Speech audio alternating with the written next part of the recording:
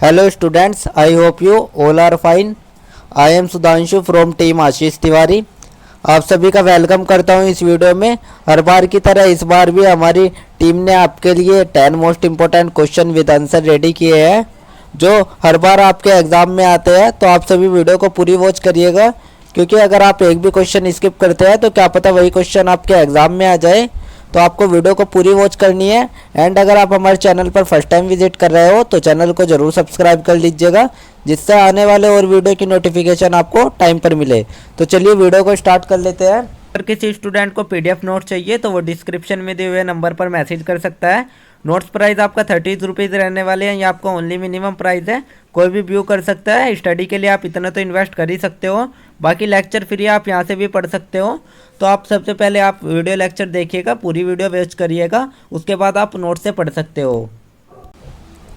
तो आज मैं आपको religious traditions in the Indian सब कॉन्टिनेंट सब्जेक्ट के 10 मोस्ट इम्पोर्टेंट क्वेश्चन आंसर बताने वाला हूँ, जो कि आपके एग्ज़ाम में आते हैं। अगर आप यही वीडियो देख लेते हो तो यही सिंगल वीडियो ही आपके एग्ज़ाम पर्पज़ के लिए बहुत होती है। सिंगल वीडियो में ही आपका पूरा एग्ज़ाम का क्वेश्चंस कवर हो जाएंगे। तो इसमें हम आपका सबसे पहले जो क्वेश्चन नंबर 1 देख लिया है वो हम भारत में बौद्ध धर्म के अध्ययन के संदर्भ में आप पुरातात्विक स्रोतों के प्रयोग को लिखित स्रोतों के सापेक्षिक प्रभुत्व के साथ कैसे देखते हैं, इस क्वेश्चन का आंसर लिखेंगे। और साथ ही बुद्ध के सिद्धांतों का वर्णन करेंगे, जिसमें बौद्धिज्म के पतन के क्या कारण थे उनको भी जानेंगे। तो इसके आंसर में हम सबसे पहले एक छोटा सा परिचय लिख लेंगे। परिचय में हम लिखेंगे जब भारत में बौद्ध धर्म का उदय हुआ था वो 6वीं शताब्दी ईसा पूर्व में हुआ था। जब आपका समाज में जाति प्रथा, कर्मकांड और धार्मिक आडंबरों से जकड़ा हुआ था समाज को, तभी भारत में बौद्ध धर्म का उदय हुआ था। गौतम बुद्ध ने बौद्ध धर्म का उदय किया था। गौतम बुद्ध ने एक सरल और नैतिक जीवन जीने की शिक्षा दी, जो कि आम जनमानस को बहुत आकर्षक लगने लगी। बौद्ध धर्म के अध्ययन हेतु हमें 2 प्रमुख स्रोत मिलते हैं, एक लिखित स्रोत और दूसरा पुरातात्विक स्रोत। इन दोनों स्रोतों के माध्यम से ही हम बौद्ध धर्म के उद्भव, विकास और पतन की प्रक्रिया को समझ सकते हैं। तो इसी तरीके से आप एक छोटा सा परिचय लिखने के बाद आपको लिखना है बौद्ध धर्म के अध्ययन में लिखित बनाम पुरातात्विक स्रोतों की उपयोगिता, लिखित स्रोतों की विशेषताएं। तो सबसे पहले हम देख लेते हैं बौद्ध साहित्य में प्रमुख रूप से त्रिपिटक और शामिल होता है, जिसमें आपका विनयपिटक, सूत्रपिटक और अधिगम पिटक होते हैं। फिर आपका आता है अशोक के शिलालेख, जिसमें जातक कथाएं और विदेशी यात्रियों के विवरण बौद्ध धर्म के विस्तृत इतिहास का वर्णन करते हैं। और जो आपके स्रोत देते हैं इनमें बौद्ध धर्म की नैतिक शिक्षा, भिक्षु संघ की व्यवस्था और धार्मिक जीवन शैली के नियम मिलते हैं। किंतु जो आपके लिखित स्रोत होते हैं उनमें आपके कई बातें कालांतर में जोड़ी गई है। धार्मिक दृष्टिकोण से अतिरंजित वर्णन मिलता है और कई मूल ग्रंथ के बाद भी काल में लिपिबद्ध किए गए हैं। अब हम आपका पुरातात्विक स्रोतों की महत्ता देख लेते हैं, जिसमें आपका जो पुरातात्विक साक्ष्य होते हैं, जिनमें आपका सांची, सारनाथ और अमरावती के जो भी स्तूप हो गए, नालंदा, विक्रमशिला जैसे जो विश्वविद्यालय हो गए और शिलालेख जैसे कि मुद्रा मूर्तियाँ बौद्ध धर्म के भौतिक और सांस्कृतिक पक्ष को ये सभी प्रकट करते हैं। और ये आपके प्रत्यक्ष प्रमाण देते हैं कि कहाँ कहाँ बौद्ध धर्म फैला हुआ था और किस काल में उसकी उन्नति हुई और किस रूप में कला और स्थापत्य पर प्रभाव पड़ा। तो ये सभी लिखने के बाद आप इसमें एक निष्कर्ष लिख देंगे, जिसमें लिखेंगे आप लिखित स्रोत बौद्ध धर्म के विचारधारा और शिक्षाओं को दर्शाते हैं, जबकि जो आपके पुरातात्विक स्रोत होते हैं वे आपके सामाजिक उपस्थिति, जनस्वीकृति और संस्कृति के प्रभाव को प्रत्यक्ष प्रमाणों के साथ सिद्ध करते हैं।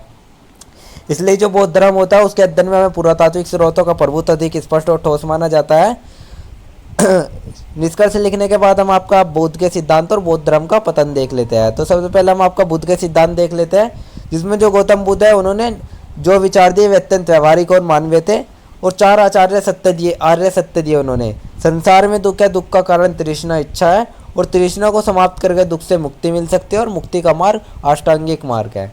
वह अष्टांगिक मार्ग के बारे में उन्होंने बताया सबसे पहले सम्यक दृष्टि, सही समझ, सेकंड सम्यक संकल्प, सही नियत, थर्ड आपका सम्यक वाणी, सत्य बोलना, फोर्थ आपका सम्यक कर्म, अहिंसक आचरण, फिफ्थ आपका सम्यक आजीविका, सिक्स्थ आपका सम्यक प्रयास और सेवंथ आपका सम्यक स्मृति, सचेत जीवन और एट्थ आपका आता है सम्यक समाधि ध्यान। ये आपके अष्टांगिक मार्ग हो गए। अब इनके अन्य सिद्धांत देख लेते हैं, जिसमें आपका पंचशील हो गया, मध्यम मार्ग हो गया। पंचशील में आपका न हत्या, न चोरी, न सत्य, न व्यभिचार और न मादक पदार्थ आता है। मध्यम मार्ग में न अधिक कठोरता, न अधिक भोग। जो आपके बौद्ध के सिद्धांत है आत्मशुद्धि, करुणा, शांति और विवेक पर आधारित होते हैं। अब हम आपके बौद्ध धर्म के पतन के कारण देख लेते हैं, जिसमें आपका सबसे पहले संघ की भ्रष्टता आती है। जो बौद्ध भिक्षु थे उनमें वे भोग विलास में पड़ गए और अनुशासनहीनता उनमें फैल गई। सेकंड आपका धार्मिक विभाजन, बौद्ध धर्म हीनयान, महायान और वर्जयान में बट गया, जिससे कि एकता कमजोर हो गई। थर्ड आपका हिंदू धर्म में समावेश, बौद्ध को विष्णु का अवतार मानने से बौद्ध धर्म की अलग पहचान मिट गई। फोर्थ आपका आता है मुस्लिम आक्रमण। जो मुस्लिम हमला हुआ था उसमें नालंदा और विक्रमशिला जैसे बौद्ध केंद्रों को नष्ट कर दिया गया था। फिफ्थ आपका ब्राह्मण धर्म का पुनरुत्थान, जिसमें शंकराचार्य और भक्ति आंदोलन ने वैदिक धर्म को फिर से जीवित किया। सिक्स्थ आपका जन समर्थन में कमी, जिसमें शिक्षा और समाज में बौद्ध धर्म का जुड़ाव कमजोर पड़ गया। तो ये सभी लिखने के बाद आप एक छोटा सा निष्कर्ष लिख दें। निष्कर्ष में आप लिखेंगे जो बौद्ध के सिद्धांत है वे आज भी मानवता के लिए आदर्श है। उन्होंने कर्म, करुणा और तटस्थता पर बल दिया। साथ ही बौद्ध धर्म ने भारत में व्यापक प्रभाव डाला, लेकिन जो उनकी आंतरिक कमजोरियां थी और उन्होंने बारीक कारणों से इसे पतन की ओर धकेल दिया। बौद्ध धर्म के अध्ययन में हमें पुरातात्विक स्रोत और ऐतिहासिक सच्चाई को उजागर करते हैं, जो आपके लिखित स्रोत होते हैं वे धार्मिक और दार्शनिक पक्ष को उजागर करते हैं। तो ये आपका एक छोटा सा निष्कर्ष लिखने के बाद आपका आंसर नंबर 1 कंप्लीट हो जाएगा। देन आप आपका क्वेश्चन नंबर 2 देखे हैं। क्वेश्चन नंबर 2 में हम आपका वैदिक परंपराओं में भगवान अग्नि के संक्षिप्त महत्व को देखेंगे और साथ ही वैदिक काल अनुष्ठानों में यज्ञों के महत्व पर एक संक्षिप्त टिप्पणी लिखेंगे। वैदिक काल के स्रोत थे और बंगाल पुराणों के विशेष संदर्भ में पौराणिक परंपराओं के विकास एवं वृद्धि का वर्णन करेंगे। तो इसमें भी हम आपका सबसे पहले एक छोटा सा परिचय लिख लेंगे। परिचय में हम आपका लिखे जो भारत की धार्मिक और सांस्कृतिक परंपराएं वे बहुत ही प्राचीन है, जिनका आपको जो आरंभ हुआ था वो वैदिक काल से हुआ था और जो वैदिक काल के धर्म, देवता, यज्ञ और ग्रंथ है वे आज भी हमारी परंपराओं की नींव है। बाद में पौराणिक काल में इन परंपराओं का विस्तार हुआ और ये लोकप्रिय रूप में विकसित हो गए। साथ ही बंगाल में विशेष रूप से पुराणों के माध्यम से धर्म, संस्कृति और लोक कथाओं की समृद्ध परंपरा विकसित हुई। तो सबसे पहले हम आपका वैदिक परंपराओं में अग्नि, यज्ञ और वैदिक काल के स्रोत देख लेते हैं। इसमें आपका सबसे पहला आता है भगवान अग्नि का महत्व। वैदिक काल में अग्नि देवता को बहुत ही बड़ा स्थान दिया गया था, क्योंकि जो अग्नि को देवता थे वे मनुष्य के बीच संदेशवाहक माने गए थे। वे ही यज्ञ की अग्नि के माध्यम से देवताओं तक आहुतियाँ पहुँचाते थे। अग्नि को यज्ञ का मुख कहा गया था। साथ ही ऋग्वेद में अग्नि को प्रथम देवता के रूप में स्तुति मिली और अग्नि ही गृहस्थ जीवन की समृद्धि, पवित्रता और ज्ञान के प्रतीक थी। सेकंड आपका आता है यज्ञों का महत्व। जो यज्ञ थे वे वैदिक जीवन का सबसे धार्मिक अनुष्ठान था। यज्ञ के माध्यम से मनुष्य देवताओं को संतुष्ट करता था। यह आपका धार्मिक, सामाजिक और पारिवारिक सौहार्द का माध्यम था। वर्षा, फसल, संतान, स्वास्थ्य आदि के लिए इसमें विशेष यज्ञ किए जाते थे। साथ ही यज्ञ सामूहिकता, पवित्रता और अनुशासन की शिक्षा भी ये देते थे। थर्ड आपका वैदिक काल के स्रोत आते हैं, जिसमें वैदिक काल को समझने के लिए कुछ मुख्य रूप से 4 स्रोत मिलते हैं। एक आपके मिलते हैं वार्डज्ञ स्रोत, जिसमें आपके 4 वेद आते हैं, ऋग्वेद, यजुर्वेद, सामवेद, अथर्ववेद। दूसरा आपका आता है ब्राह्मणगण, जैसे आरण्यक उपनिषद। जो आपके धार्मिक विचार थे, समाज व्यवस्था, अर्थव्यवस्था थी और विज्ञान की जानकारी थी, इनसे ही हमें मिलती है। सेकंड आपके पुरातात्विक स्रोत आते हैं, जिसमें खुदाई से प्राप्त यज्ञशालाएं, अग्निकुंड, बर्तन, औजार आदि मिलते हैं। पंजाब, हरियाणा और उत्तर प्रदेश से हमें सामग्री प्राप्त होती है। थर्ड आपका आता है भाषा एवं लिपि स्रोत, जिसमें वैदिक संस्कृति में रचित ग्रंथ होते हैं और इनकी शैली उस समय की विचारधारा और समाज को समझा जा सकता है। फोर्थ आपका सामाजिक सांस्कृतिक स्रोत आते हैं, जैसे कि वर्ण व्यवस्था, आश्रम व्यवस्था, स्त्री पुरुष संबंधों की झलक इसमें मिलती है। सेकंड हम आपका देख लेते हैं बंगाल पुराणों के संदर्भ में पौराणिक परंपराओं का विकास कैसे हुआ। तो सबसे पहले हम आपका पौराणिक परंपराओं का विस्तार देख लेते हैं। वैदिक धर्म के समय के साथ साथ लोक परंपराओं, भक्ति और मिथकों से मिलकर पौराणिक धर्म का रूप लेता गया। पुराणों में आपके देवी देवताओं की कथा, अवतार, व्रत, गाथाएं, तीर्थ, कालचक्र आदि सभी का विस्तृत वर्णन मिलता है। साथ ही पुराणों ने जटिल वैदिक धर्म को सरल रूप में आम जनता तक पहुंचाया। अब हम आपका बंगाल में पुराणों की विशेषता देख लेते हैं। जो बंगाल क्षेत्र है उसमें विशेषकर मंगल काव्य, चंडी मंगल, धर्म मंगल, मनसा मंगल जैसे जो पौराणिक कथानक है वे बहुत ही लोकप्रिय हुए। यहीं पर आपके देवी उपासना का विशेष विकास हुआ इनमें, और लोक कथाओं को धार्मिक रूप देकर समाज के हर वर्ग को उन्हें धर्म से जोड़ा गया। अब हम आपका ग्रामीण जीवन देख लेते हैं, जो कि किसान, व्यापारी, मल्लाह आदि के कथाओं को पौराणिक संदर्भों में जोड़ा गया। साथ ही भक्तिकाल और गौड़ीय वैष्णव परंपरा ने पुराणों को भक्ति पथ से जोड़ा। अब हम आपके पौराणिक विकास की विशेषताएं देख लेते हैं। इसकी विशेषता में हम आपका सबसे पहले देखते हैं ब्राह्मण परंपराओं के साथ लोक धर्म का मेल। सेकंड, स्त्री देवी देवता की उपासना के लिए विशेष स्थान। थर्ड आपका धर्म का सरल, गणात्मक और कथा के रूप में प्रचार। फोर्थ आपका नैतिकता, प्रेम, शक्ति और लोक संस्कृति का समावेश। तो ये सभी लिखने के बाद हम आपका एक छोटा सा निष्कर्ष लिख दें। निष्कर्ष में हम आपका लिखेंगे जो आपके वैदिक काल की परंपरा है वह भारतीय संस्कृति की नींव है, जहाँ आपको अग्नि और यज्ञ को विशेष स्थान दिया गया है। और साथ ही वैदिक ग्रंथों और पुरातात्विक स्रोतों से हमें उस युग की जानकारी भी मिलती है। समय के साथ पौराणिक परंपराओं ने धर्म को आम जनता के निकट पहुंचाया, जिसमें कि बंगाल की जो परंपराएं थी, जैसे सामाजिक, सांस्कृतिक और धार्मिक जीवन थे, उन सभी को नई दिशा प्राप्त हुई। और साथ ही इन परंपराओं का अध्ययन भारतीय संस्कृति की गहराई को समझने में मदद करता है। तो इस प्रकार से आप एक छोटा सा निष्कर्ष लिखने के बाद आपका आंसर नंबर 2 भी कंप्लीट हो जाएगा। देन हम आपको क्वेश्चन नंबर 3 स्टार्ट करेंगे। क्वेश्चन नंबर 3 में हम आपका ऋग्वैदिक और उत्तर वैदिक धार्मिक परंपराओं की मुख्य विशेषताओं पर चर्चा करेंगे और साथ ही वैदिक काल के पुरातात्विक स्रोतों का विस्तार से वर्णन करेंगे। तो इसमें भी इसके आंसर में भी हम आपका सबसे पहले एक छोटी सी परिचय देख लें। परिचय में हम आपका देखेंगे जो आपकी वैदिक सभ्यता है वो भारत की प्राचीनतम सभ्यता है, जिसमें दो प्रमुख भागों को विभाजित किया गया है वैदिक सभ्यता को। एक ऋग्वैदिक काल जो कि आपके 1500 ईसा पूर्व से 1000 ईसा पूर्व तक चली। दूसरा आपको उत्तर वैदिक काल जो कि आपके 1000 ईसा पूर्व से 600 ईसा पूर्व तक चली। जो आपके दोनों काल थे, इन दोनों ही कालों में धार्मिक परंपराओं में अनेक परिवर्तन हुए।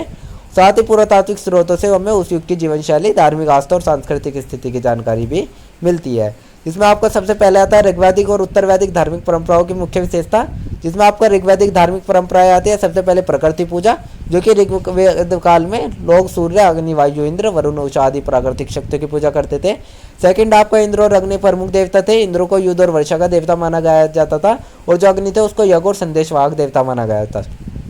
थर्ड आपका यज्ञ और मंत्रों का महत्व, यज्ञ द्वारा देवताओं को आहुति दी जाती थी और वैदिक त्रचाओं का उच्चारण होता था। फोर्थ आपका देवी शक्तियों में आस्था, जैसे मनुष्य देवताओं से सुख, धर्म, संतान और सुरक्षा की प्रार्थना करता था।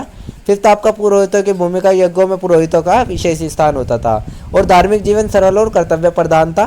सेकंड हम आपका देख लेते हैं उत्तर वैदिक धार्मिक परंपरा। इसमें आपका ब्राह्मण ग्रंथों का प्रभाव था। धार्मिक विद्या और यज्ञ अधिक जटिल और विस्तृत हो गए थे।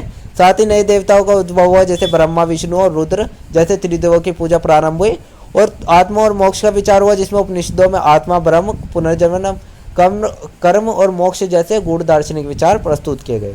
फोर्थ आपका आता है यज्ञों का औपचारीकरण। इसमें यज्ञों को संपूर्ण करने के लिए विशेष नियम, सामर्थ्य और पुरोहित वर्ग की जरूरत पड़ने लगी। साथ ही फिफ्थ आपका आता है वर्ण व्यवस्था में कठोरता। जो धार्मिक कर्म काटते हैं उन पर ब्राह्मणों का विशेष अधिकार हो गया और साथ ही समाज में भेदभाव बढ़ गया। सिक्स्थ आपका ध्यान और ज्ञान की परंपरा आती है। इसमें उपनिषदों में ध्यान और आंतरिक आत्मा की खोज को महत्व दिया जाता है। सेकंड हम आपका देख लेते हैं वैदिक काल के पुरातात्विक स्रोतों का वर्णन। जो वैदिक काल की जानकारी है वो हमें केवल साहित्यिक ग्रंथों से नहीं मिलती, बल्कि हमें पुरातात्विक स्रोतों से भी मिलती है, जो कि उस समय की संस्कृति, रहन सहन, धर्म और समाज को प्रत्यक्ष रूप में प्रस्तुत करती है।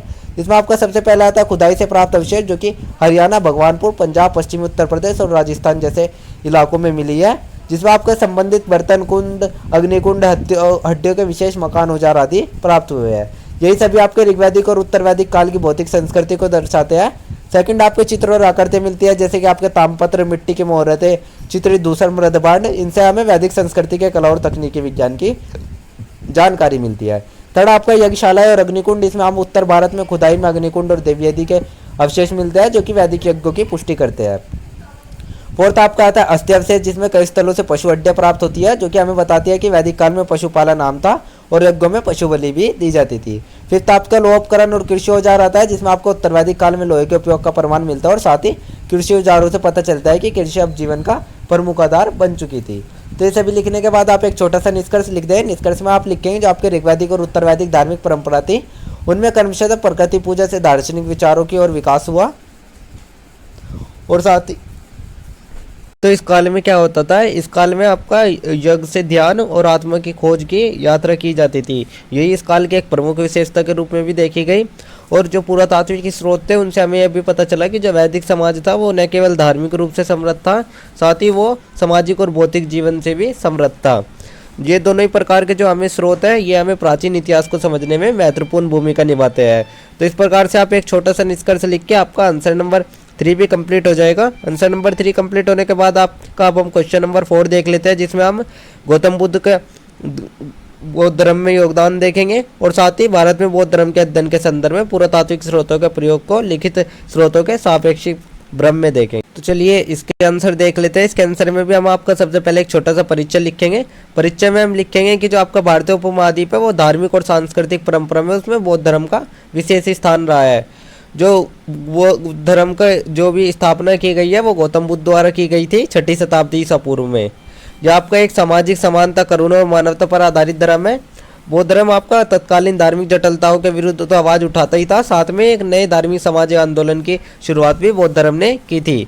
बौद्ध धर्म आपके हमें 2 स्रोतों से पता चलता है बौद्ध धर्म के बारे में भी। इसमें भी आपका एक लिखित स्रोत आता है, जैसे कि त्रिपिटक आदि हो गए, और दूसरा आपके पुरातात्विक स्रोत हो गए, जैसे कि आपके स्तूप हो गए, अभिलेख हो गए, मूर्तियाँ वगैरह हो गई, जो भी आपके सांची के रांची के में पाई गई है। इनसे हमें लिखित पुरातात्विक स्रोत भी मिल जाते हैं। जो ये दोनों ही स्रोत हैं इनकी तुलना में पुरातात्विक स्रोत अधिक बौद्धिक, साक्ष्यपूर्ण और प्रमाणिक माने जाते हैं। तो इस प्रकार से हम आपका एक छोटा सा परिचय लिख लेंगे। परिचय लिखने के बाद हम आपका लिखेंगे गौतम बुद्ध और बुद्ध धर्म का संक्षिप्त विवरण एवं योगदान। तो सबसे पहले हम आपका गौतम बुद्ध का जीवन परिचय लिख लेंगे, उनके जीवन शैली के बारे में लिख लेंगे, उनके जीवन में क्या क्या घटनाएं घटित हुई उस बारे में लिख लेंगे। तो गौतम बुद्ध का जो जन्म हुआ था वो लुम्बिनी में हुआ था, जो कि आज के समय में नेपाल में है, और उनका जन्म शाक्य कुल में हुआ था। उनके पिता का नाम शुद्धोधन था और माता का नाम माया देवी था। उनका जो मूल नाम था वो सिद्धार्थ था, और उन्होंने 29 वर्ष की आयु में ही संसारिक जीवन त्याग कर ज्ञान की खोज में तपस्या कर दी थी एक पीपल के पेड़ के नीचे। तथा फिर आपका जो बोध गया था बिहार, उसमें उन्होंने एक बोधि वृक्ष के नीचे उन्हें ज्ञान प्राप्त हुआ, जहाँ और वे बुद्ध जागृत कहलाए। उन्होंने जो अपना पहला उपदेश दिया वो उन्होंने सारनाथ में दिया था, जिसे उन्होंने धर्मचक्र परिवर्तन कहा था। उनकी मृत्यु कुशीनगर में हो गई, जिसे बौद्ध परंपरा में महापरिनिर्वाण भी कहा गया है। तो ये तो हमने आपका गौतम बुद्ध का जीवन परिचय देख लिया। अब हम आपका बौद्ध धर्म का योगदान देख लेते हैं। गौतम बुद्ध का बौद्ध धर्म में क्या योगदान था। उन्होंने 4 आर्य सत्य और अष्टांगिक मार्ग के माध्यम से दुख से मुक्ति का मार्ग बताया।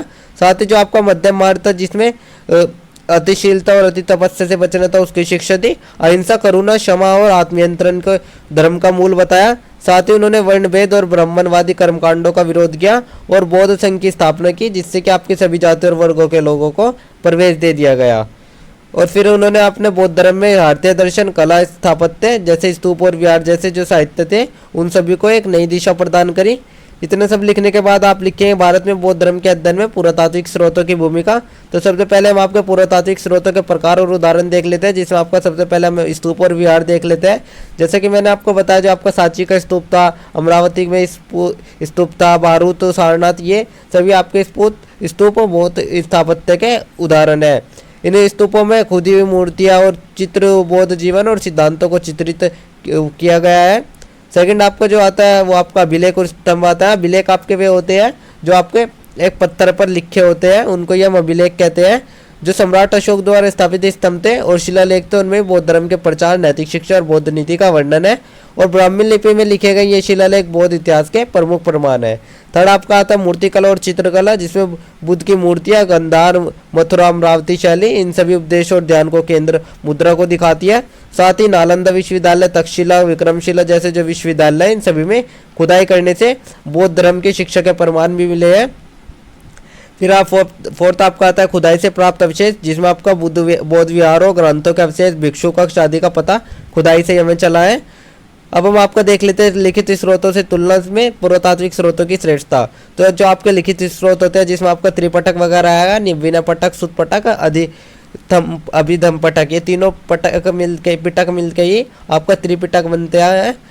और जैसे कि आपके त्रिपिटक हो गए, जातक कथाएं हो गए, ये सभी हमें बौद्ध सिद्धांत और जीवन के बारे में बताते हैं।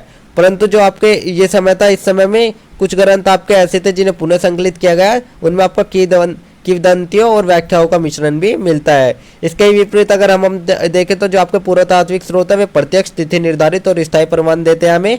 और साथ ही जो ये स्रोत होते हैं बौद्ध धर्म के भौगोलिक विस्तार, कलात्मक परंपरा और जीवन शैली को दृश्य रूप में प्रस्तुत करते हैं। जो आज के इतिहास लेखन है उनमें साक्ष्य आधारित अध्ययन के लिए पुरातात्विक स्रोत अधिक विश्वसनीय माने जाते हैं। तो जो आपके पुरातात्विक स्रोत है उनसे ही हमें अधिक जानकारी मिलती है। इतना सब लिखने के बाद हम आपका एक छोटा सा निष्कर्ष लिख लेंगे। निष्कर्ष में हम आपका लिखेंगे जो गौतम बुद्ध थे उन्होंने बौद्ध धर्म के माध्यम से भारतीय जनता को एक नए दृष्टिकोण और मानवीय मूल्य प्रदान किया। साथ ही उनका जो धर्म था उसने समाज में समानता, करुणा और सत्य के आधार पर जीवन जीने की प्रेरणा दी। और भारत में बौद्ध धर्म का अध्ययन करते समय जब लिखित स्रोत बौद्ध धर्म और सिद्धांतों की गहराई तक पहुँचने में सहायक है, वही जो आपके पुरातात्विक स्रोत है वे हमें और अधिक इस धर्म के बारे में जानकारी प्रदान करते हैं। और जो ये दोनों ही स्रोत है, ये दोनों ही स्रोत हमारे लिए महत्वपूर्ण है, किंतु जो पुरातात्विक स्रोत है उससे हमें अधिक तटस्थ, प्रामाणिक और प्रमाणिक माने जाते हैं। तो ये आपका एक छोटा सा निष्कर्ष होगा। निष्कर्ष लिखने के बाद आपका आंसर नंबर 4 भी कंप्लीट हो जाएगा। देन हम आपका क्वेश्चन नंबर 5 देख लेते हैं। क्वेश्चन नंबर 5 में हम देखेंगे धर्मनिरपेक्षता के मुद्दे पर संविधान सभा में किस तरह की बहसें हुई, और साथ ही भारतीय संविधान में धर्मनिरपेक्षता के मूलभूत सिद्धांत क्या है, और वे देश के शासन में धार्मिक विविधता के दृष्टिकोण को कैसे दर्शाते हैं। तो इसमें हमें धर्मनिरपेक्षता के बारे में बात करनी है कि उस पर संविधान सभा में किस तरह की बहसें हुई और उसके मूलभूत सिद्धांत क्या है। तो इसमें भी, इस आंसर में भी हम आपका सबसे पहले एक छोटा सा परिचय लिख लेंगे। परिचय में हम लिखेंगे जो भारत है वो एक बहुधार्मिक, बहुसांस्कृतिक और बहुजातीय देश है, जैसे कि आप जानते ही हैं। और जब भारत आज़ाद हुआ था उसके बाद से भारतीय संविधान का निर्माण हुआ, और ये उसमें यह बताना जरूरी था कि जो देश के नागरिक हैं उनको धार्मिक स्वतंत्रता मिले और राज्य किसी भी धर्म का पक्ष न ले। इसी धर्म से जो आपका संविधान है उसमें आपका धर्मनिरपेक्षता शब्द को ऐड किया गया और उसको उसके बारे में एक्सप्लेन किया गया। संविधान सभा में इस विषय पर गंभीर और गहन बहसें भी हुई, जो कि भारत के लोकतांत्रिक और समावेशी चरित्र की पुष्टि करती है। तो इस प्रकार से आप एक छोटा सा परिचय लिख लें। परिचय लिखने के बाद आप लिखेंगे संविधान सभा में धर्मनिरपेक्षता पर बहसें, जिसमें आपका सबसे पहला आता है सेक्युलर शब्द को प्रस्तावना में शामिल करने पर मतभेद। जो आपका सेक्युलर शब्द था, धर्मनिरपेक्ष शब्द था, उसको कुछ सदस्य तो चाहते थे कि उसको प्रस्तावना में ऐड किया जाए, लेकिन कुछ सदस्य ऐसे थे जो कि नहीं चाहते थे कि उसको प्रस्तावना में ऐड किया जाए। जबकि जो आपके संविधान के निर्माता थे डॉक्टर भीमराव अंबेडकर जी, वे कहते थे कि संविधान की धाराओं में इसकी भावना पहले से ही निहित है। जो आपका ये शब्द है ये आपका मूल संविधान में नहीं रखा गया था, ये आपका 42वें संविधान संशोधन 1976 में सेक्युलर शब्द को संविधान में जोड़ा गया। सेकंड आपका धार्मिक स्वतंत्रता पर जोर।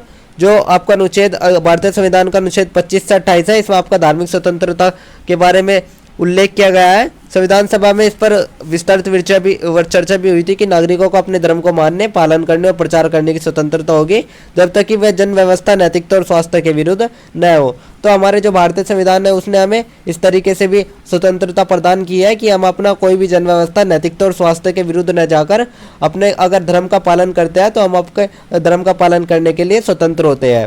थर्ड आपका आता है राज्य और धर्म के संबंध। इसमें हमें जो भारत में राज्य थे वे किसी धर्म को राज्य धर्म के रूप में नहीं अपनाएगा, इसलिए वह सभी धर्मों के प्रति समान व्यवहार रखेगा, जिससे कि जो भारत में धर्म से दूरी है वो बढ़े नहीं, बल्कि सभी धर्मों में समान दूरी की नीति अपनाएगा। तो ये आपका थर्ड होगा। फोर्थ हम आपका देख लेते हैं धार्मिक शिक्षा और संस्थानों पर बहस। उसमें ये देखा गया कि राज्य के पूर्ण वित्त पोषित शैक्षणिक संस्थान है उनमें धार्मिक शिक्षा नहीं दी जाएगी, जो कि आपका अनुच्छेद 28 कहता है भारतीय संविधान का, जिसमें निजी प्रबंधित संस्थानों को कुछ छूट दी जा सकती है। तो ये देखने के बाद हम आपका भारतीय संविधान में धर्मनिरपेक्षता के मूलभूत सिद्धांत देख लेंगे, जिसमें आपका सबसे पहला भारतीय संविधान का अनुच्छेद 25 आता है, जिसमें उल्लेख किया गया है कि प्रत्येक नागरिक को किसी भी धर्म को मानने, उस पर आस्था रखने, पालन करने और प्रचार करने का अधिकार प्राप्त है। फिर आपका आता है भारतीय संविधान का अनुच्छेद 26, जिसमें उल्लेख किया गया है कि प्रत्येक धार्मिक समुदाय को अपने धार्मिक मामले स्वतंत्र रूप से चलाने का अधिकार है। फिर आपका आता है थर्ड भारतीय संविधान का अनुच्छेद 27, जिसमें उल्लेख किया गया है कि कोई भी व्यक्ति किसी विशेष धर्म के प्रचार के लिए कर भुगतान के लिए बाध्य नहीं किया जा सकता। फिर आपका भारतीय संविधान का आर्टिकल 28 आता है, जिसमें राज्य पोषित संस्थाओं में धार्मिक शिक्षा नहीं दी जाएगी, परंतु निजी संस्थानों को छूट दी जाएगी। और ये तो आपके भारतीय संविधान के कुछ अनुच्छेद हो गए जिनमें आपका धार्मिक स्वतंत्रता से रिलेटेड आपके कुछ उल्लेख किया गया है। फिर आपका आता है प्रस्तावना में आपका धर्मनिरपेक्ष शब्द, जो कि मैंने आपको बताया आपका मूल संविधान में नहीं था, इसको आपको भारतीय संविधान में 1976 में 42वें संविधान संशोधन द्वारा जोड़ा गया था, जो कि राज्य की तटस्थता और निष्पक्षता को स्पष्ट करता है। तो ये सब लिखने के बाद आप धार्मिक विविधता के दृष्टिकोण को कैसे दर्शाते हैं ये सिद्धांत देखेंगे।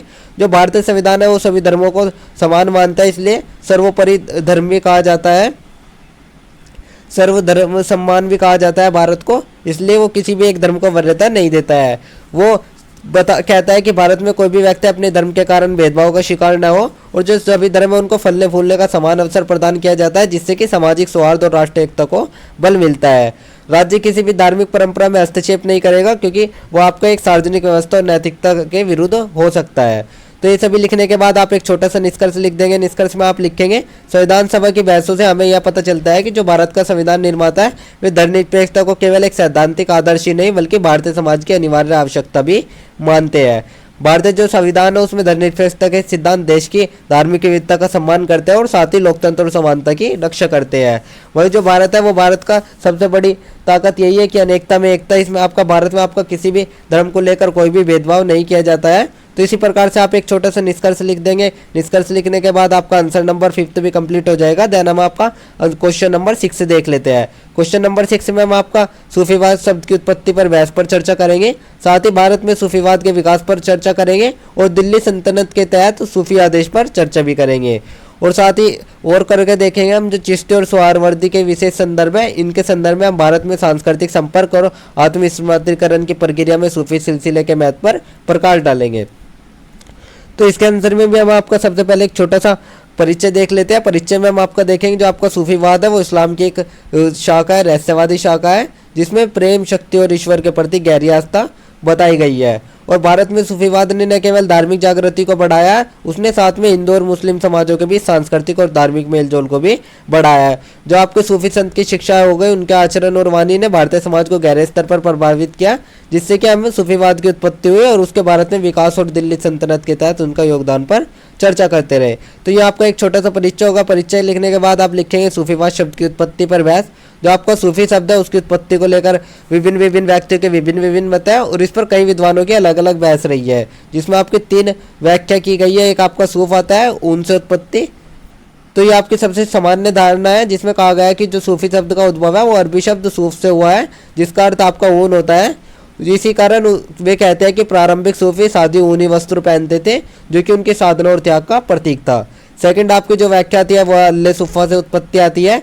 ये आपकी एक और व्याख्या आती है, इसमें अल्ले सुफ़ा अर्थात सुफ़ा के लोग से ये शब्द लिया गया है। जो आपको ये शब्द है ये उन मुस्लिम साधुओं के लिए प्रयोग होता था जो पैगंबर मोहम्मद के समय में मस्जिद के एक हिस्से में रहते थे और आध्यात्मिक साधना में संलग्न रहते थे। थर्ड आपकी जो व्याख्या आती है वो ग्रीक शब्द सोफिया से आती है। जो आपकी तीसरी व्याख्या होती है ये कहती है कि जो आपका ये शब्द है ये आपकी सीफिया से लिया गया है, जो कि एक ग्रीक शब्द है जिसका अर्थ ज्ञान या बुद्धि होती है। तो सूफीवाद को ज्ञान की खोज और ईश्वर के साक्षात के रूप में भी देखा गया है। ये तीनों ही व्याख्या को देखने के बाद जो सूफीवाद का मूल उद्देश्य है वो आत्मा की शुद्धि और ईश्वर के प्रति प्रेम और भक्ति के माध्यम से मोक्ष की प्राप्ति था। ये सब लिखने के बाद हम भारत में सूफीवाद का विकास देख लेंगे। जो भारत में सूफीवाद की शुरुआत है वो 12वीं शताब्दी में हुई थी, जब मुस्लिम आक्रमणकारी भारत में आए और साथ ही सूफी संतों को भी भारत में प्रविष्ट हुए। जो भारतीय उपमहाद्वीप है उसमें सूफीवाद का योगदान निम्नलिखित रूप में देखा जाता है, जिसमें आपका सबसे पहला आता चिश्ती सिलसिला, जिसमें सूफीवाद का ये आपका सूफीवाद का सबसे प्रभावशाली सिलसिला था, जिसकी स्थापना भारत में ख्वाजा मोइनुद्दीन चिश्ती ने अजमेर में की थी। और ये आपके चिश्ती संतों ने भारतीय समाज में भक्ति, प्रेम और साधना को नई धारा शुरू की और साथ ही इन संतों ने इस्लाम और हिंदू धर्म के बीच संवाद स्थापित किया और लोक भाषाओं के प्रचार किया, जिससे कि भारतीय जनमानस में सूफीवाद की गहरी पैठ हुई। तो चिश्ती सिलसिला देखने के बाद अब आपका सूरावर्दी सिलसिला देख लेते हैं। सूरावर्दी सिलसिला संत अधिकतर राज्य सत्ता के निकट रहे, जिन्होंने कि शिक्षा और न्याय के क्षेत्र में योगदान दिया और साथ ही ये सिलसिला था ये भारत में विशेष रूप से मुल्तान और पंजाब क्षेत्र में अधिक था। तट आपका आता है हिंदू और मुस्लिम संस्कृतियों का समन्वय, जिसमें सूफीवाद को भारतीय संस्कृति में हिंदू मुस्लिम संस्कृति संवाद को बढ़ावा दिया गया, जिससे कि सूफी संतों ने अपने उपदेशों में स्थानीय भारतीय रीति रिवाजों को आत्मसात किया और साथ ही हिंदू और मुस्लिम समुदायों के बीच मेलजोल बढ़ाया, जिससे कि अमीर खुसरो ने हिंदी, फारसी और तुर्की का मिश्रण करके एक नई कविता और संगीत शैली विकसित की, जिसे आज भी लोग सराहते हैं। तो ये सभी लिखने के बाद आपका थर्ड ऑप्शन आता है दिल्ली सल्तनत के तहत सूफी आदेश। जो दिल्ली सल्तनत थी जो कि 12वीं से 16वीं शताब्दी के दौरान, इस टाइम में सूफी आदेशों का विशेष महत्व रहा था, क्योंकि यही काल राजनीतिक और सामाजिक अस्थिरता का था। इस समय में सूफी संतों ने जन समाज में शांति और सद्भावना फैलाने का कार्य किया और साथ ही विभिन्न सूफी सिलसिलों ने अपनी शिक्षाओं के माध्यम से समाज में धार्मिक सहिष्णुता और समानता को बढ़ावा दिया। इसमें आपको सबसे पहले आपका चिश्ती सिलसिला आता है, जो कि ख्वाजा मोइनुद्दीन चिश्ती और उनके अनुयायी जैसे निजामुद्दीन औलिया, इन सभी ने सूफीवाद का प्रचार किया। जो चिश्ती के आदेश थे उन्होंने संतों को अपनी शिक्षा में धार्मिक सहिष्णुता और समाज के निचले वर्गों के प्रति सहानुभूति का संदेश दिया, जिससे कि दरगाहों का निर्माण हुआ और आज भी भारत में ये प्रमुख और राजनीतिक केंद्र माने जाते हैं। सेकंड आपका सूरावर्दी सिलसिला आता है, जिसमें अपना सूरावर्दी संतों ने राजनीतिक और धर्म के बीच संपर्क बढ़ाया, जिससे कि धार्मिक शिक्षा में सुधार हुआ और साथ ही ये सिलसिला आपका अधिक संस्थागत और इसके संतों में धार्मिक शिक्षा को शासक वर्ग के साथ संपर्क बनाए रखा। तो ये सभी लिखने के बाद आप चिश्ती और सूरावर्दी सिलसिले का सांस्कृतिक और आत्मसतीकरण में योगदान देख सकते हैं, जिसमें आपका सबसे पहला चिश्ती सिलसिला आता है। चिश्ती सिलसिला भारतीय संस्कृति में आत्मसात होने वाला एक सिलसिला था, जैसे कि हम जानते हैं। इसके संतों ने हिंदू धर्म और भारतीय लोक संस्कृति के तत्वों को भी अपनाया और भक्ति की शक्ति पर भी जोर दिया। इनके जो संत थे उन्होंने संगीत को आध्यात्मिक साधना का रूप माना और साथ ही भारतीय संगीत पर इन्होंने गहरा प्रभाव डाला। फिर आपका चिश्ती संतों ने भारतीय समाज के प्रत्येक वर्ग से संवाद किया और साथ ही आध्यात्मिक साधनों को एक सरल और सुलभ रूप में प्रस्तुत किया। अब हम आपको सूरावर्दी सिलसिला देख लेते हैं। सूरावर्दी सिलसिला आपका अधिक संस्थागत और संगठित था, क्योंकि इसके जो संत उन्होंने शासन और न्याय के मामले में सक्रिय भूमिका निभाई थी। इस सिलसिले ने अधिक राजनीतिक और सामाजिक संपर्क बनाए रखा, जिससे कि भारतीय समाज में शिक्षा और न्याय के महत्व को उजागर किया गया। उसके बाद आपका सांस्कृतिक संपर्क और आत्मसातीकरण आता है। जिसमें सूफी संतों के आध्यात्मिक और सामाजिक कार्यों ने भारत में लोकतांत्रिकरण, मेलजोल और आत्मसात की प्रक्रिया को बढ़ावा दिया, जिससे कि जो संत उन्होंने भारतीय धार्मिक परंपराओं को अपनाया, जिससे कि अपने आध्यात्मिकता और सिखावनियों को कायम रखा गया। सेकंड आपका आता है सूफीवाद, जिन्होंने भारतीय समाज में धार्मिक सहिष्णुता और सद्भावना को बढ़ावा दिया, जिससे कि इस्लाम और हिंदू धर्म के बीच मूलभूत समन्वय का स्रोत बना रहा। तो ये सभी लिखने के बाद हम आपको एक छोटा सा निष्कर्ष लिख लें। निष्कर्ष में हम आपको लिखेंगे जो आपका सूफीवाद है उसने भारत में धार्मिक सहिष्णुता, सांस्कृतिक समन्वय और आध्यात्मिक जागरूकता को बढ़ावा दिया। साथ ही चिश्ती और सौहार्दवाद सिलसिले ने भारतीय समाज में गहरे प्रभाव छोड़े, जिससे उनकी शिक्षा आज भी भारतीय संस्कृति और समाज की दिशा में निर्धारित होती है। जो सूफी संतों का योगदान है वो भारतीय समाज में एकता और सद्भावना को मजबूत करने में अत्यंत महत्वपूर्ण था। तो इसी प्रकार से आप एक छोटा सा निष्कर्ष लिख लेंगे। निष्कर्ष लिखने के बाद आपका आंसर नंबर 6 भी कंप्लीट हो जाएगा। देन हम आपका क्वेश्चन नंबर 7 स्टार्ट करेंगे। क्वेश्चन नंबर 7 में हम आपका मुगल साम्राज्य ने मध्यकालीन भारत में इस्लाम के प्रचार के लिए नीति और प्रथाओं को किस तरह से लागू किया और साथ ही उन्होंने अपने विशाल साम्राज्य के भीतर सांस्कृतिक और धार्मिक विविधता को कैसे नेविगेट किया, इसके आंसर देंगे। और साथ ही मध्यकालीन भारत के इस्लामीकरण में दिल्ली सल्तनत ने किस प्रकार योगदान दिया और उनके शासनकाल में इस्लामी संस्कृति और संस्कारों को बढ़ावा देने के लिए कौन सी प्रमुख रणनीतियाँ इस्तेमाल की गई। तो इसका आंसर लिख लेते हैं। इसके आंसर में भी हम सबसे पहले एक छोटा सा परिचय लिख लें। परिचय में हम लिखेंगे जो आपका मुगल साम्राज्य और दिल्ली सल्तनत था, ये दोनों ही आपके भारतीय इतिहास में महत्वपूर्ण स्थान रखते हैं, क्योंकि इनमें ही दोनों में आपका इस्लाम के प्रचार और सांस्कृतिक विविधता के संबंध में हुई थी। और साथ ही ये दोनों ही आपके शाही घराने मध्यकाल में भारतीय राजनीति समाज पर गहरा प्रभाव डालते हैं, जबकि इनमें आपकी धार्मिक विविधता और सांस्कृतिक सुलह थी, जो कि साम्राज्य में भारत में इस्लाम के प्रसार के लिए कई रीतियां अपनाता था और साथ ही धार्मिक और सांस्कृतिक विविधताओं के बीच संतुलन बनाए रखने की कोशिश करता था। तो इसमें आप मुगलों और दिल्ली सल्तनत की नीतियों और रणनीतियों का विस्तार से देखेंगे और साथ ही ये देखेंगे कि उन्होंने कैसे भारत के सांस्कृतिक और धार्मिक परिपेक्ष को प्रभावित किया। तो इसी प्रकार से आप एक छोटे से परिचय लिखने के बाद आप लिखेंगे मुगल साम्राज्य और इस्लाम का प्रचार, जिसमें आपका सबसे पहला आता है धर्मनिरपेक्ष दृष्टिकोण, जो कि अकबर की नीति थी। जो अकबर थे उन्होंने मुगलों के सबसे प्रसिद्ध और शक्तिशाली सम्राट थे, जैसे कि आप जानते ही है। उन्होंने भारतीय समाज के धार्मिक सहिष्णुता को बढ़ावा दिया और साथ ही उन्होंने इस्लाम को एक राज्य धर्म के रूप में भी स्थापित किया। स्थापित करने के बजाय एक धर्मनिरपेक्ष शासन प्रणाली का पालन किया। उन्होंने भी सभी धर्मों को समान सम्मान दिया, जिससे कि अकबर ने जजिया कर को समाप्त कर दिया और हिंदू धर्म के अनुयायियों को महत्वपूर्ण सरकारी पदों पर नियुक्त किया। इसके अलावा जो अकबर थे उन्होंने दीन इलाही नामक एक धर्म की स्थापना की, जिसमें विभिन्न धार्मिक विचारों का मिला जुला था, जिसके माध्यम से उन्होंने हिंदू और मुस्लिम संस्कृति को एक साथ लाने की कोशिश की। और जो उनकी ये नीति थी, उन्होंने अकबर को एक धर्मनिरपेक्ष शासक के रूप में पहचानने में मदद करी और साथ ही उन्होंने धार्मिक असहमति और हिंसा से बचने के लिए शांतिपूर्ण संवाद को प्रोत्साहित किया। सेकंड आपका आता है सांस्कृतिक समन्वय, जिसमें अकबर ने अपने दरबार में हिंदू और मुस्लिम दोनों प्रकार के कलाकारों और विद्वानों को बुलाया, जिसमें उन्होंने भारतीय संस्कृति परंपराओं को सम्मानित किया और साथ ही अपनी शाही नीतियों में समाहित किया। जो अकबर के दरबार में जैन और सिख धर्म के अनुयायी थे, उन्होंने सभी ने विभिन्न धार्मिक ग्रंथों का अनुवाद किया और साथ ही मुगल साम्राज्य में धार्मिक समन्वय की भावना थी, जो कि भारत में सांस्कृतिक एकता का प्रतीक बनी रही। थर्ड आपका आता है इस्लामी शिक्षा और स्थापत्य, जिसमें मुगल साम्राज्य ने इस्लामी शिक्षा और स्थापत्य कला को बढ़ावा दिया और साथ ही अकबर और उसके बाद के जो शासक थे, जैसे मदरसों और इस्लामी मस्जिदों का, इन सभी का निर्माण किया। और उसके बाद उन्होंने मुगल स्थापत्य कला ने भारतीय कला और संस्कृति में एक नया मोड़ दिया, जो कि मुगल काल के प्रसिद्ध भवन जैसे कि ताजमहल हो गया, फतेहपुर सीकरी हो गया, लाल किला हो गया, सभी आपके इस्लामी स्थापत्य कला का एक उत्तम उदाहरण है। इन्होंने मुगल साम्राज्य ने इस्लाम की सांस्कृतिक धारा को भारतीय समाज में समाहित किया। तो ये सब देखने के बाद हम आपका दिल्ली सल्तनत और इस्लाम का प्रचार देख लेते हैं। तो सबसे पहले हम आपका दिल्ली सल्तनत का इस्लामीकरण देख लेते हैं। जो आपका दिल्ली सल्तनत था, उसमें इस्लाम के प्रचार के लिए कई नीतियां अपनाई गई थी, जिसमें आपका सल्तनत के शासकों जैसे कुतुबुद्दीन ऐबक, इल्तुतमिश, अलाउद्दीन खिलजी और मोहम्मद तुगलक ने, इन सभी ने भारत में इस्लामी संस्कृति और धर्म को फैलाने के लिए अपनी शक्ति का प्रयोग किया। और साथ ही दिल्ली सल्तनत के शासकों ने मस्जिद और मदरसों का निर्माण कराया और उन्होंने भारतीय समाज में इस्लामी विधियों को लागू किया, जिससे कि इस्लामिक न्याय व्यवस्था और शरिया कानून को भी इस समय लागू किया गया था। तो ये सभी लिखने के बाद हम आपका हिंदू मुस्लिम संबंध देख लेते हैं, जिसमें आपका दिल्ली सल्तनत के शासक जो थे, उन्होंने हिंदू मंदिरों को तो नष्ट कर दिया और साथ ही कुछ अन्य सांस्कृतिक पहचानों को दबाने की कोशिश की। उन्होंने हिंदू अधिकारियों को भी सरकारी पदों पर नियुक्त किया, जिससे कि शासकों ने हिंदू धर्म के अनुयायियों को काफिर बनाने के बजाय उन्हें शाही संरचनाओं में शामिल किया, जिससे कि हिंदू और मुस्लिम दोनों ही धर्म के अनुयायी जो थे वे साम्राज्य के भीतर एक दूसरे के साथ काम करने लगे। इसी तरह जो दिल्ली सल्तनत था, उनके शासकों ने हिंदू मुस्लिम संबंधों में एक निश्चित संतुलन बनाए रखा। थर्ड आपका आता है सूफी संतों का योगदान, जिसमें जो दिल्ली सल्तनत के शासनकाल था उसमें सूफी संतों की भूमिका थी, क्योंकि सूफी संतों ने इस्लाम ने शांतिपूर्ण और प्रेमपूर्ण रूप को भारतीय समाज में फैलाया। जो कि आपके एक भक्ति और प्रेम के संदेशवाहक बने रहे, जिन्होंने हिंदू और मुस्लिम भक्ति आंदोलन के बीच एक सांस्कृतिक संवाद दिया, जो कि उनके सूफी संतों के मंदिरों और मस्जिदों की दीवारों को पार करते हैं, और उनके उर्स और मुस्लिम दोनों समुदायों के लोग शामिल होते थे उसमें। फोर्थ आपका आता है इस्लामी स्थापत्य और संस्कृति का प्रचार, जिसमें दिल्ली सल्तनत के जो शासक थे उन्होंने मस्जिदों, मदरसों और धार्मिक संस्थाओं का निर्माण करा, जिससे कि इस्लामिक संस्कृति और शिक्षा का प्रचार भी बढ़ा, और साथ ही सल्तनत के शासकों ने इस्लामी स्थापत्य और कला को बढ़ावा भी दिया, जिससे कि भारतीय स्थापत्य में इस्लामी तत्वों का समावेश हो गया। तो ये सभी लिखने के बाद आप एक छोटा सा निष्कर्ष लिख लेंगे। निष्कर्ष में आप लिखेंगे कि जो आपका मुगल साम्राज्य था और दिल्ली सल्तनत था, उन्होंने भारतीय समाज में इस्लाम के प्रचार के लिए विभिन्न नीतियां अपनाई।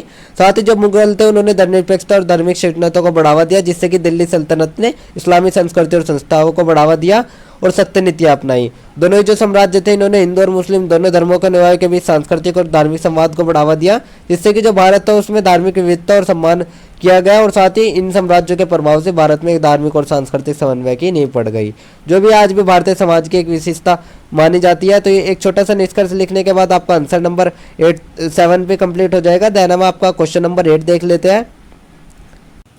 अब हम आपका क्वेश्चन नंबर 8 देख लेते हैं। क्वेश्चन नंबर 8 में हम आपका चर्चा करेंगे कि जो विभिन्न इतिहासकार थे उन्होंने भारत में सिख धर्म के उद्यम का वर्णन किस प्रकार किया है, और साथ ही सिख धर्म के विकास और उस पर एक विस्तृत नोट लिखे, और सिख धर्म की शिक्षा क्या थी इसके बारे में देखेंगे। तो इसके आंसर में भी हम सबसे पहले एक छोटा सा परिचय देख लें। परिचय में हम यही लिख देंगे, जो भारत का धार्मिक और सांस्कृतिक परिप्रेक्ष्य है वो बहुत ही विविध और गतिशील है। उसमें अपने समय समय पर नए धार्मिक आंदोलन हुए हैं, और जो कि सिख धर्म था उसको 15वीं शताब्दी में हुआ, जो कि गुरु नानक देव जी द्वारा हुआ था, जिन्होंने हिंदू धर्म और इस्लाम दोनों के महत्वपूर्ण पहलुओं का समन्वय किया और एक समतामूलक धर्म की नींव रखी।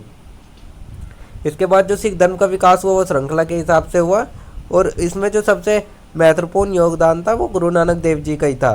तो अब हम आपका विभिन्न इतिहासकारों का दृष्टिकोण देख लेते हैं, जिसमें आपका सबसे पहले वेस्टर्न हिस्टोरियंस आते हैं, जो कि पश्चिमी इतिहासकारों का दृष्टिकोण आता है।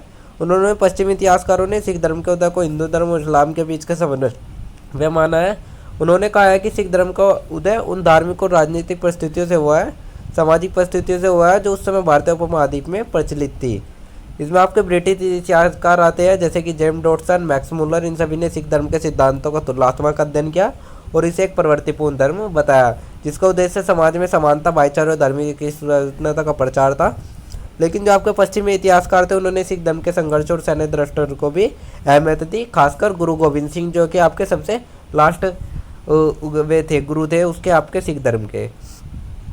फिर आपका आता है भारतीय इतिहासकारों का दृष्टिकोण। जो भारतीय इतिहासकार थे उन्होंने सिख धर्म को एक प्रतिक्रांति के रूप में देखा, जिसमें हीरलाल वर्मा और हरबंस मालिक जैसे इतिहासकारों ने कहा कि जो सिख धर्म था वो हिंदू धर्म के जातिवाद और इस्लाम के कट्टरपन दोनों के खिलाफ एक उदारवादी धर्म का प्रचार था।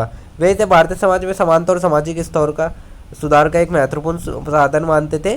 थर्ड आपका आता है सिख इतिहासकारों का दृष्टिकोण। जो सिख इतिहासकार थे जैसे कि गुरु अर्जुन देव जी के उनके समय में जो लेखक और गुरु गोविंद सिंह के साथ रहे सिखों के ग्रंथकार थे, उन सभी ने सिख धर्म के उदय को एक आध्यात्मिक क्रांति और धार्मिक स्वतंत्रता के रूप में बताया, और साथ ही बताया कि जो सिख धर्म का उद्देश्य है वो मनुष्य को धर्म, ज्ञान और शक्ति के मार्ग पर चलाने के साथ साथ समाज में व्याप्त कुरीतियों को भी समाप्त करना है। सिख इतिहासकार कहते हैं कि गुरु नानक की शिक्षाओं को ईश्वर के प्रति विश्वास, समाज सेवा और सभी धर्मों के प्रति समानता के रूप में रखा जाना चाहिए। उसके बाद आपका आता है सिख धर्म का विकास, जिसमें गुरु नानक देव जी आते हैं, जो कि 1469 ईस्वी से 1539 ईस्वी तक चले। जिसमें जो सिख धर्म का आरंभ था वो गुरु नानक देव जी ने ही किया था। उन्होंने अपने जीवन में धर्म और समाज के बीच की दीवारों को गिराने की कोशिश की, लेकिन जो गुरु नानक जी थे उन्होंने एकेश्वरवादी धर्म का प्रचार किया, जिसमें ईश्वर की एकता, भाईचारे की भावना को प्रमुखता महत्वपूर्ण रूप से दी गई, और साथ ही उन्होंने नमो जपो ईश्वर का नाम सुमिरन और करीरत करो, ईमानदारी से काम करो जैसे जो सिद्धांत को उनको स्थापित किया, जिनमें उन्होंने समाज में व्याप्त जातिवाद, अंधविश्वास और धार्मिक भेदभाव के खिलाफ आवाज़ उठाई। सेकंड आपके गुरु अंगद देव जी से लेकर गुरु अर्जुन देव जी तक का दौर, जिसमें जो गुरु नानक जी थे उनके बाद से उनके जो उत्तराधिकारी थे उन्होंने सिख धर्म को और मजबूत किया। जिसमें आपके गुरु अंगद जी थे उन्होंने सिख धर्म की शिक्षाओं का विस्तार किया, और साथ ही जो गुरु ग्रंथ साहिब थे उसकी संकलन प्रक्रिया शुरू की। फिर आपके गुरु अर्जुन देव जी ने आदि ग्रंथ का संकलन किया, जो कि बाद में गुरु ग्रंथ साहिब के रूप में प्रसिद्ध हुआ। इस ग्रंथ में आपके हिंदू और मुसलमानों संतों की शिक्षाएं सम्मिलित थी, जो कि धर्म और समाज के बीच एकता का प्रतीक बनी। थर्ड आपका आता है गुरु गोविंद सिंह जी और खालसा पंथ। जो गुरु गोविंद सिंह जी थे उन्होंने सिख धर्म को एक नई दिशा दी और एक खालसा पंथ की स्थापना की, जो कि 1699 में उन्होंने खालसा पंथ को एक सैन्य पंथ के रूप में स्थापित किया, जिससे कि सिखों को अपने धर्म की रक्षा के लिए सशक्त बनाने की प्रेरणा दी गई। उन्होंने सिंह जी ने सिखों को 5 कैय, केश, कड़ा, कृपान, कच्चा, कंगा पहनने का आदेश दिया, जो उनकी पहचान का हिस्सा बन गए। फोर्थ आपका सिख साम्राज्य और सिख धर्म का प्रचार आता है। जो आपका सिख धर्म का प्रभाव था वो 19वीं शताब्दी में सिख साम्राज्य के दौरान हुआ, जब रणजीत सिंह के शासन में सिखों ने पंजाब में एक शक्तिशाली राज्य स्थापित किया। फिर आपका आता है सिख धर्म की शिक्षा। सिख धर्म की प्रमुख शिक्षाएं थी, इसमें आपकी सबसे पहले आती है ईश्वर की एकता, एक ओंकार, जो कि सिख धर्म का पहला और सबसे महत्वपूर्ण सिद्धांत है। इसमें ईश्वर की एकता अर्थात आत्मिक सृष्टि का सर्जन करता है एक ईश्वर है। गुरु नानक ने इस सिद्धांत को प्रमुखता दी थी। सेकंड आपका आता है भक्ति और सेवा, जिसमें सिख धर्म में ईश्वर और भक्ति और समाज सेवा को सर्वोपरि स्थान दिया गया। थर्ड आपका आता है समानता और भाईचारा, जिसमें सिख धर्म में जातिवाद और भेदभाव का कोई स्थान नहीं था। फोर्थ आपका आता है साधुता और त्याग, जिसमें सिख धर्म में साधुता का महत्व था, लेकिन साथ ही साथ गृहस्थ जीवन को भी इसमें स्वीकार कर लिया गया। तो इसी प्रकार से इतना सब लिखने के बाद आप एक छोटा सा निष्कर्ष लिख दें। इस निष्कर्ष में आप लिख देंगे जो आपका सिख धर्म था उसका उदय भारतीय समाज में एक धार्मिक और सामाजिक क्रांति के रूप में हुआ, जहाँ जो धर्म था वो केवल धार्मिक समानता का प्रतीक बना रहा, बल्कि समाज में व्याप्त कुरीति और भेदभाव के खिलाफ भी एक शक्तिशाली आवाज बनकर उभरा। तो ये सभी छोटा सा निष्कर्ष लिखने के बाद आपका आंसर नंबर 8 कंप्लीट हो जाएगा। देन हम आपका क्वेश्चन नंबर 9 देखेंगे। क्वेश्चन नंबर 9 में हम आपका मध्यकाल में भक्ति आंदोलन समाज को कैसे बदलता है उसको देखेंगे, और भक्ति आंदोलन के प्रमुख सिद्धांत क्या उनको देखेंगे, और साथ ही उसने भारत में लोगों के नैतिक, सामाजिक और राजनीतिक दृष्टिकोण में परिवर्तनकारी बदलाव कैसे लाए उसको देखेंगे। तो इसमें भी हम आपका सबसे पहले एक छोटा सा परिचय देख लेते हैं। परिचय में हम देखेंगे जो भारत में भक्ति आंदोलन है उसने मध्यकाल में धार्मिक और सामाजिक बदलाव की एक नई लहर को जन्म दिया, और साथ ही जो आपका आंदोलन था इसने विशेष रूप से दक्षिण भारत में आलवार और नायरान संतों को रूप में प्रारंभ हुआ, और बाद में यही आंदोलन आपका उत्तर भारत में रामानंद, कबीर, मीरा, तुलसीदास जैसे संतों द्वारा फैलाया गया। भक्ति आंदोलन ने व्यक्तिगत भक्ति और ईश्वर के प्रति सच्चे प्रेम पर बल दिया। तो इस प्रकार से आप एक छोटा सा परिचय लिख लें। परिचय लिखने के बाद आप भक्ति आंदोलन के प्रमुख सिद्धांत लिखेंगे, जिसमें आप सबसे पहले ईश्वर की व्यक्तिगत भक्ति लिखेंगे, जिसमें भक्ति आंदोलन का जो सबसे प्रमुख सिद्धांत है ये आपका व्यक्तिगत भक्ति था, जिसमें संतों ने बताया कि ईश्वर से संबंध व्यक्ति के दिलों से होना चाहिए, न कि किसी बाहरी पूजा पाठ या अनुष्ठान से। सेकंड आपका आता है समानता का सिद्धांत, जिसमें भक्ति आंदोलन में समानता का सिद्धांत भी महत्वपूर्ण माना जाता है, जिसमें संत कहते हैं कि जातिवाद, वर्गवाद और धर्म के आधार पर भेदभाव के खिलाफ जोरदार आवाज़ उठाई जाए। वे कहते हैं कि ईश्वर के प्रति सच्ची भक्ति में कोई भेदभाव नहीं होना चाहिए। थर्ड आपका आता है ईश्वर के प्रति प्रेम और शक्ति। भक्ति आंदोलन में ईश्वर के प्रति प्रेम और शक्ति में कहा गया, संतों ने कहा है कि ईश्वर का सच्चा भक्त वही है जो उसके बिना किसी स्वार्थ के प्रेम करता है। फोर्थ आपका आता है ज्ञान का प्रचार और अंधविश्वास की आलोचना, जिसमें भक्ति आंदोलन के संतों ने ज्ञान का प्रचार किया और साथ ही अंधविश्वास और मूर्ति पूजा की आलोचना की। उसके बाद आपका आता है भक्ति आंदोलन के परिवर्तनकारी प्रभाव, जिसमें आपका सबसे पहला आता है नैतिक दृष्टिकोण में परिवर्तन। जब भक्ति आंदोलन था उन्होंने भारतीय समाज में नैतिक मूल्यों को पुनर्जागृत किया, और साथ ही उन्होंने सच्चे प्रेम, दया, सहिष्णुता और अहिंसा को बढ़ावा दिया। सेकंड आपका आता है सामाजिक दृष्टिकोण में परिवर्तन, जिससे कि भक्ति आंदोलन ने जातिवाद, वर्ण व्यवस्था और अन्य सामाजिक कुरीतियों को चुनौती दी, और संतों ने बताया कि ईश्वर के सामने सभी समान है और किसी भी व्यक्ति को उसकी जाति या सामाजिक स्थिति के आधार पर छोटा या बड़ा नहीं माना जाता है।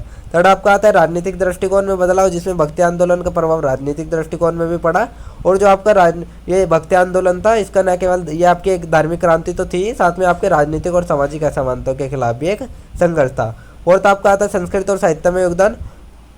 भक्ति आंदोलन में आपका साहित्य और कला के क्षेत्र में भी क्रांतिकारी बदलाव हुए। अब हम आपका देख लेते हैं मध्यकाल में भक्ति आंदोलन का समाज पर प्रभाव, जिसमें आपका सबसे पहला आता है धार्मिक सहिष्णुता और सामाजिक एकता, जो कि भक्ति आंदोलन ने धार्मिक सहिष्णुता का प्रसार किया, और साथ ही जो संतों थे उन्होंने हिंदू मुस्लिम एकता को बढ़ावा दिया, जिससे कि धार्मिक भेदभाव को समाप्त करने की कोशिश की गई। और संत कबीर और गुरु नानक ने बताया कि जो सभी धर्म है उनका मूल एक ही है और व्यक्ति को ईश्वर के प्रति सच्चे प्रेम की आवश्यकता है। सेकंड आपका आता है धार्मिक संस्थाओं का पुनर्निर्माण। भक्ति आंदोलन में आपके धार्मिक संस्थाओं का पुनर्निर्माण किया गया, और जो जातिवाद था उनमें मूर्तिवाद के बजाय प्रेम, श्रद्धा और भक्ति पर जोर दिया गया। थर्ड आपका आता है आध्यात्मिक जागृति, जिसमें भक्ति आंदोलन के प्रभाव से समाज में आध्यात्मिक जागृति की लहर चल रही। ये सभी लिखने के बाद आप एक छोटा सा निष्कर्ष लिख दें। निष्कर्ष में आप लिखेंगे जो भक्ति आंदोलन है वो भारत के धार्मिक, सामाजिक और राजनीतिक परिपेक्ष में गहरी परिवर्तन कर गया, जिससे कि धार्मिक समता, सामाजिक सुधार और व्यक्तित्व की स्वतंत्रता की दिशा में एक बड़ी भूमिका निभाई गई। तो इसी प्रकार से आप एक छोटा सा निष्कर्ष लिख दें। निष्कर्ष लिखने के बाद आपका आंसर नंबर 9 भी कंप्लीट हो जाएगा। देन हम आपका क्वेश्चन नंबर 10 देख लेते हैं, जो कि आपका हर साल आता ही आता है। एक संक्षिप्त लेख लिखने को आता है आपका इसमें हम आपका सगुण और निर्गुण भक्ति धारा देखेंगे, सांस्कृतिकरण और सांस्कृतिक संपर्क देखें, बनारस एक पवित्र स्थान के रूप में देखें और साथ ही सूफी संत राजनीतिक सत्ता के स्रोत के रूप में देखेंगे। तो सबसे पहले हम सगुण और निर्गुण भक्ति देख लेते हैं। तो जो आपके सगुण और निर्गुण भक्ति आंदोलन है, ये आपकी दो प्रमुख धाराएं हैं। इसमें जो सगुण भक्ति है उसमें ईश्वर को साकार रूप में माना जाता है, और जो आपकी निर्गुण भक्ति है उसमें ईश्वर को निर्वाक, निराकार और निर्गुण माना जाता है। इसमें आपका मूर्ति पूजा का विरोध किया जाता है, और जबकि आपकी सगुण भक्ति में मूर्ति पूजा की जाती है। इसके सगुण भक्ति का हालांकि आपके कुछ उदाहरण माने जाते हैं, जैसे रामकृष्ण शिवादी। और जो निर्गुण भक्ति धारा होती है, इसमें आपका कोई भी ऐसा उदाहरण नहीं माना जाता, बस इसके कुछ संत हैं, कबीर, रैदास, गुरु नानक जी। इसके बाद हम आपका संस्कृतिकरण और सांस्कृतिक संपर्क देख लेते हैं। जो संस्कृतिकरण का अर्थ निकलता है वो निकलता है कि एक समाज या समुदाय द्वारा किसी भी श्रेष्ठ या प्रभावी संस्कृति के तत्वों को अपनाना। वहीं पर आपका सांस्कृतिक संपर्क एक प्रकार की प्रक्रिया होती है जिसमें विभिन्न समुदाय या संस्कृतियों के परस्पर संपर्क में आकर एक दूसरे को प्रभावित किया जाता है। अब हम आपका देख लेते हैं बनारस एक पवित्र स्थान के रूप में, जहाँ आपका जो बनारस है वो काशी और हिंदू धर्म में सबसे पवित्र नगरों में माना जाता है, और ये आपका गंगा नदी के किनारे स्थित है, और इस यहाँ पे आपका मृत्यु होने से मोक्ष की प्राप्ति तक होती है। और जो आपका बनारस है वो आपका धार्मिक दृष्टि से तो श्रेष्ठ है, बल्कि वह साहित्यिक, सांस्कृतिक और दर्शन के क्षेत्र में भी भारत का गौरव रहा है। जो तुलसीदास, कबीर, रविदास जैसे संत है, उनकी सभी की यह तपोभूमि रही है। लास्ट टाइम आपका देख लेते हैं सूफी संत राजनीतिक सत्ता के स्रोतों में। सूफी संत जो केवल आध्यात्मिक नेता तो थे ही, साथ में मध्यकालीन भारत में राजनीतिक सत्ता के लिए भी एक प्रभावशाली स्रोत बन गए। दिल्ली सल्तनत और बाद में मुगल शासकों ने कई बार सूफी संतों को सम्मान दिया, जिससे कि उनका खानगढ़ को संरक्षण दिया और उनसे राजनीतिक वैधता प्राप्त करने की कोशिश की। इसमें आपका ख्वाजा मुद्दीन चिश्ती, निजामुद्दीन औलिया और शेख सलीम चिश्ती जैसे सूफी संतों की दरगाहें आती है। तो इस प्रकार से सूफी संत सत्ता और समाज के बीच एक महत्वपूर्ण कड़ी बनी रही। तो ये सभी लिखने के बाद आपका आंसर नंबर 10 भी कंप्लीट होता है। ये मैंने आपको 10 मोस्ट इंपोर्टेंट क्वेश्चन आंसर बता दिए जो आपके आंसर एग्जाम में आएंगे ही आएंगे। अगर आप ये वीडियो देख लेते हो, ये आपकी सिंगल वीडियो ही आपके एग्जाम के पर्पज से बहुत होती है। अगर आप इस वीडियो को अच्छे से रीड कर लोगे, अच्छे से देख लोगे और नोट्स पढ़ लोगे, तो आप एग्जाम में अच्छे खासे मार्क्स गेन कर सकते हो। एंड अगर आपको ये नोट्स चाहिए या ये पीडीएफ चाहिए, तो मैं आपको डिस्क्रिप्शन में एक नंबर दे दूंगा, आप उस नंबर पे कांटेक्ट कर लीजिएगा, आपको पीडीएफ नोट्स मिल जाएंगे। जो आपका पीडीएफ का प्राइस रहेगा वो आपका 13 रुपीज़ रहेगा, जो कि आपका एक मामूली सा प्राइस है। इतना तो आप इन्वेस्ट कर ही सकते हो स्टडी के लिए, इसमें आपका कोई ज़्यादा प्राइजेस नहीं है, 30 रुपीज़ प्राइजेस है। तो अगर आपको किसी को नोट्स चाहिए तो मैं डिस्क्रिप्शन में नंबर दे दूंगा, आप उस पर कॉन्टैक्ट कर लीजिएगा, आपको नोट्स मिल जाएंगे।